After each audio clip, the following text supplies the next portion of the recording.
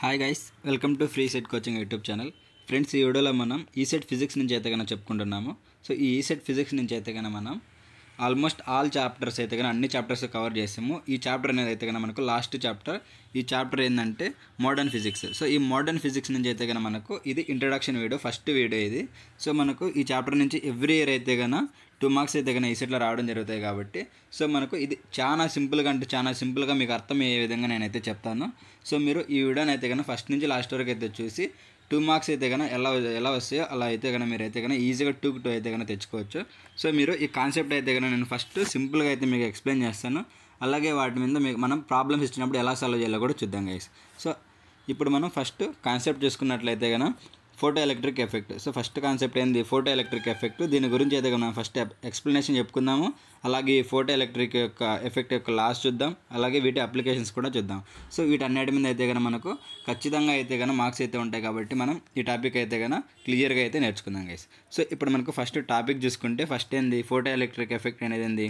The photo electric effect is a phenomenon where electrons are ejected from the surface of the metal when light radiation falls on it. So ఇప్పుడు మనకి photo electric effect అనేది ఎలా జరుగుతుందంటే మనకు electrons అనేటివి అయితే కన్నా eject అవుతాయి అనమాట సర్ఫేస్ ఆఫ్ ద మెటల్కి ఎప్పుడు లైట్ అనేది దాని మీద ఫాల్ అయినప్పుడు. సో మనకు ఇది ఫోటో ఎలక్ట్రిక్ ఎఫెక్ట్ అనేది ఎలా జరుగుతుందంటే ఇప్పుడు లైట్ వల్ల అయితే కన్నా మనకు జరుగుతుంది. సో ఎప్పుడైతే ఈ లైట్ అనేది దాని మీద పడుతుందో ఎప్పుడైతే ఆ మెటల్ మీద పడుతుందో అప్పుడు మనకు ఆ ఎలక్ట్రాన్స్ అనేటివి ఏమవుతాయంటే ఎలక్ట్రాన్స్ అన్నీ కూడా మెటల్కి అయితే కన్నా ఎజెక్ట్ అవుతాయి అనమాట. సో సర్ఫేస్ ఆఫ్ ద మెటల్కి.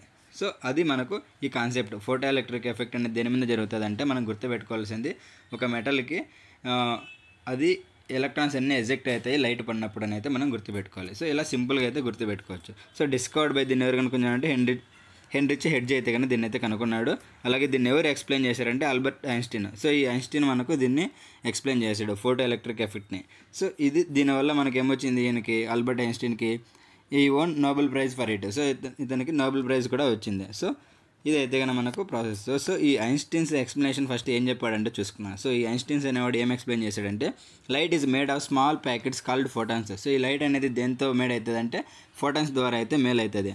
So each photon has energy. So మనకు ప్రతి ఒక్క ఫోటాన్కి అయితే కానీ ఎనర్జీ అయితే ఉంటుంది. సో ఆ ఎనర్జీని మనం ఎలా మెజర్ చేస్తామంటే E = H/F. సో వీటిలో ఈ హెచ్ అనేది ఏంటంటే planks constant. So H = planks constant. ఈ కాన్స్టెంట్ వాల్యూ ఏంది? 6.626 × 10⁻³ జౌల్స్ ఇంటూ సెకండ్స్. సో ఇదైతే కనుక మనకు ప్లాంక్స్ కాన్స్టెంట్ వాల్యూ. సో కొన్నిసార్లు మనకు దీని నుంచి ఏమడుగుతాడు? ప్లాంక్స్ కాన్స్టెంట్ వాల్యూ ఏందని కూడా మనకైతే కనుక క్వశ్చన్ అడుగుతాడు. సో అలాగే ఫార్ములా బేస్డ్గా అడుగుతాడు. అలాగే దీనికి ఇప్పుడు light is made up of small packets is what అంటాడు? ఫోటాన్స్, ఎలక్ట్రాన్స్ ఏదని. అప్పుడు మనం ఈ ఫోటాన్స్ అని కూడా దీని మీద గుర్తుపెట్టుకోవచ్చు. సో ఇలా అయితే మనకు డిఫరెంట్ వేస్లో అయితే కానీ అడుగుతాడు. సో ఇప్పుడు మనకు ఈ ఫార్ములా తెలుసుకున్నాం. ఈ ఫార్ములా ఏంది? E = H/F. హెచ్ ఏంది? ప్లాంక్స్ కాన్స్టెంట్ వాల్యూ ఇది. నెక్స్ట్ ఫ్రీక్వెన్సీ ఎఫ్ వచ్చేసి frequency of the incident light. ఆ ఇన్సిడెంట్ లైట్ ఎంత ఫ్రీక్వెన్సీతో వస్తుందో అది ఈ ఫ్రీక్వెన్సీ అనమాట. సో ఇది ఐన్స్టీన్స్ ఎక్స్ప్లెయిన్ చేశాడు. సో నెక్స్ట్ ఏంది? ఇంకా if this energy is greater than the work function phi of the metal then. So ఇప్పుడు మనకు ఎనర్జీ అనేది ఈ వర్క్ ఫంక్షన్ కంటే ఎక్కువ ఉండింది అనుకో, అప్పుడు మనకి ఏం జరుగుతుంది? The extra energy becomes kinetic energy. So ఆ ఎక్స్ట్రా ఎనర్జీ మనకి ఏమవుతుంది అంటే kinetic energy of the electron అవుతుంది. సో ఆ ఎలక్ట్రాన్కి కైనెటిక్ ఎనర్జీ అవుతుంది. సో ఇది ఈ ఐన్స్టీన్ మనకు చెప్పింది అనమాట. సో దీంట్లో అదే దాన్ని ఈక్వేషన్ రూపంలో ఎలా చూపిస్తామంటే ఈక్వేషన్ చేసుకున్నట్లయితే H/F = 5 + KE. సో ఇక్కడ కైనెటిక్ ఎనర్జీ ఏంది? Kinetic energy = HF - 5. సో ఎప్పుడైతే మనకు ఈ హెచ్ఎఫ్కి కావాల్సిన దానికంటే ఎక్కువ అయితే ఉంటుందో దాన్నే మనం కైనెటిక్ ఎనర్జీ అంటాం కదా. సో ఈ 5 వాల్యూని ఆ హెచ్ఎఫ్లో నుంచి తీసేసామంటే మనకు ఇదంతా కలిపి ఈ 5 వాల్యూ కైనెటిక్ ఎనర్జీ సో అవుతుంది. So HF - 5 = kinetic energy.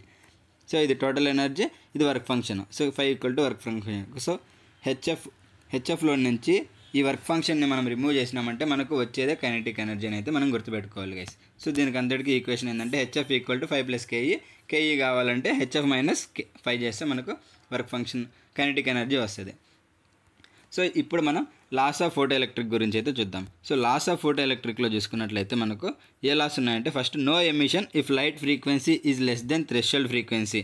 So ఇప్పుడు మనకు లైట్ ఫ్రీక్వెన్సీ అనేది థ్రెషోల్డ్ ఫ్రీక్వెన్సీ కంటే తక్కువ వచ్చిందంటే అప్పుడు ఏమవుతుంది? మనకు ఎమిషన్ అనేది జరగదు. సో అది మనం గుర్తుపెట్టుకోవాలి. Even if the intensity high, ఇప్పుడు మనకు ఇంటెన్సిటీ హై ఉన్నా కూడాను మనకు లైట్ ఫ్రీక్వెన్సీ అనేది థ్రెషోల్డ్ ఫ్రీక్వెన్సీ కంటే తక్కువ వచ్చిందంటే అప్పుడు ఏమవుతుంది? ఎమిషన్ అనేది అయితే జరగదు. సో ఇది ఫస్ట్ లా అనమాట. సో నెక్స్ట్ చూసుకుంటే సెకండ్లో ఏంది number of photo electrons is directly proportional to the intensity of light. So ఇప్పుడు మనకు నంబర్ ఆఫ్ ఫోటో ఎలక్ట్రాన్స్ దేని మీద డిపెండ్ అవుతాయి, ఇంటెన్సిటీ ఆఫ్ లైట్ మీద డిపెండ్ అవుతాయి. సో అప్పుడు మనకి ఇప్పుడు మోర్ లైట్ ఉండిందంటే మోర్ ఎలక్ట్రాన్స్ వస్తాయి, అదే లెస్ లైట్ ఉండిందంటే లెస్ ఎలక్ట్రాన్స్ వస్తాయి.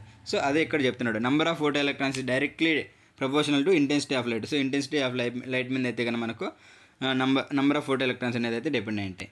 సో ఇది వచ్చి third law.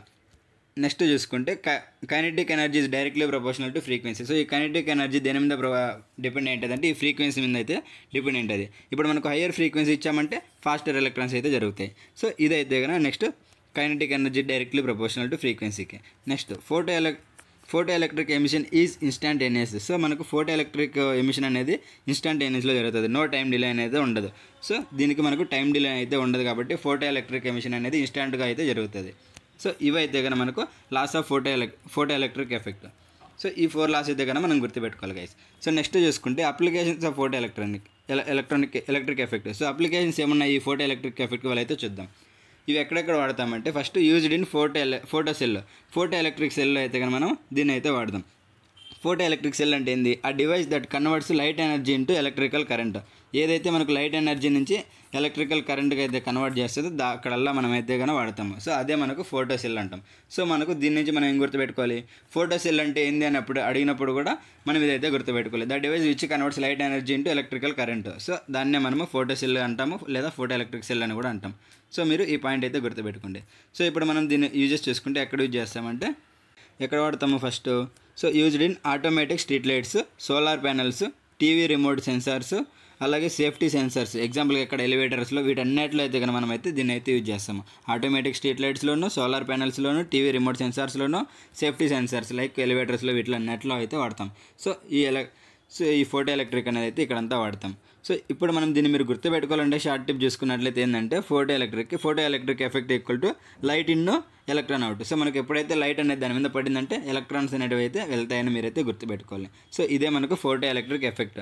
So just remember photon hits electron escapes. So ఎప్పుడైతే మనకు ఫోటాన్ హిట్ అయిందో ఎలక్ట్రాన్స్ అనేటివి ఎస్కేప్ అయిపోతాయి. If energy is greater than work function, అప్పుడే మనకైతే కనుక ఈ ఎలక్ట్రాన్ అనేది ఎస్కేప్ అవుతుంది. సో ఇదైతే కనుక మీరు గుర్తుపెట్టుకోవాలి. సో ఇప్పుడు వీటి మీద మనకు మోడల్ ప్రాబ్లమ్స్ అయితే ఎలా ఉంటాయో చూద్దాం గైస్. సో మోడల్ ప్రాబ్లమ్స్ చూసుకున్నట్లయితే ఫస్ట్ ప్రాబ్లం ఏమడిగాడు. సో ప్రాబ్లం చూసుకుంటే light of the frequency 6.0 × 10⁻14 hertz falls on a metal surface with the work function of 2 eV will photo electrons will be emitted. So ఇప్పుడు మనకు frequency అనేది 6.0 × 10⁻14 హెర్ట్జెస్ ఒక metal మీద అయితే పడుతుంది. అప్పుడు మనకు వర్క్ ఫంక్షన్ అనేది ఎంత ఉంది, 2.0 eV అయితే ఉంది. సో మనకు దాని నుంచి మనకు ఫోటో ఎలక్ట్రాన్స్ అనేటివి మనకు ఎమిట్ అవుతాయా లేదని అయితే మనం కనుక్కోమన్నాడు. సో దీనికోసం మనం ఏం చేస్తాం, ఫార్ములాలో సబ్స్టిట్యూట్ చేసామంటే మనకి ఈజీగా అయితే ఫిజిక్స్లో ఆన్సర్స్ వస్తాయి. సో ఇక్కడ చూసుకుంటే గివెన్ ఏంది, హెచ్ వాల్యూ ఈక్వల్ టు 6.63 × 10⁻−34 మనకి ఇది తెలుసు. So 1 eV equal to 1.6 × 10⁻−19 joule. So మనకు ఫోటాన్ ఎనర్జీ వచ్చేసి E equal to H × F. So దీంట్లో సబ్స్టిట్యూట్ చేసి E equal to H value ఎంత 6.63 × 10⁻−34 6 × 10⁴. సో ఇక్కడ F వాల్యూ అయితే ఇది. సో మనకు చేస్తే మనకు ఎంత వస్తుంది, E ఈక్వల్ టు 3.978 × 10⁻−19 జౌల్స్ అయితే రావడం జరుగుతుంది. సో దీన్ని కన్వర్ట్ చేసామంటే ఈవీలోకి మనకి ఎంత వస్తుంది, to convert EV E equal to 3.3978 divided by 1.6 చేస్తే మనకు 2.48 ఈవీ అయితే రావడం జరుగుతుంది. సో మనకు అక్కడ ఉన్నదానికి సో ఇక్కడ 2.48 EV is greater then 2.0 EV కదా. సో అప్పుడు మనకి ఏమవుతుంది, గ్రేటర్ దెన్ ఉన్నప్పుడు ఫోటో ఎలక్ట్రాన్స్ అనేవి ఎమిట్ అవుతాయి. సో ఇదైతే కనుక మనం గుర్తుపెట్టుకోవాలి. సో ఇలా మనం క్యాలిక్యులేషన్ చేసి దాని వాల్యూ వచ్చినప్పుడు ఎమిట్ అయితే లేదైతే చూసి అయితే కనుక మనమైతే ఫైండ్ అవుట్ చేసుకుంటాం. సో ఇలా అయితే కనుక మనం ఈజీగా అయితే ప్రాబ్లమ్స్ అయితే సాల్వ్ చేసుకుంటాం గైస్. మనం దీని నుంచి తెలుసుకోవాల్సింది ఏంది, జస్ట్ కాన్సెప్ట్ అర్థం చేసుకోవాలి. కాన్సెప్ట్లో ఉన్నప్పుడు మనకు కాన్సెప్ట్ విన్న వెంటనే మనకు దీని మీద ఎటువంటి ప్రాబ్లమ్స్ అడుగుతారు అనేది మనం ప్రిడిక్ట్ చేసుకునేచ్చు ఈజీగా. సో ఈ పాయింట్స్ ఇంపార్టెంట్ పాయింట్స్ అన్ని మీకు చెప్పాను. మీరు ఇవన్నీ అయితే కనుక గుర్తుపెట్టుకుని అయితే కనుక ఎగ్జామ్లో అయితే కనుక మంచి మార్క్స్ అయితే స్కోర్ చేసుకోండి గైస్. సో ఈ ఫార్ములా అయితే కానీ ఈ టాపిక్ నుంచి గుర్తుపెట్టుకుని ప్రాబ్లమ్స్ అయితే సాల్వ్ చేయొచ్చు. ఓకే గైస్, ఈ వీడియో అయితే మీకు హెల్ప్ అవుతుంది అనుకుంటున్నాను. మీకైతే కనుక హెల్ప్ అయినట్లయితే ఈ వీడియోకి అయితే కనుక లైక్ చేసి షేర్ చేసి ఇంకా ఏమన్నా మీకు కాన్సెప్ట్లు కావాలన్నా కూడా కామెంట్లు అయితే పెట్టండి. నేనైతే పెట్టడానికి అయితే ట్రై చేస్తాను guys. Okay guys, thanks for watching.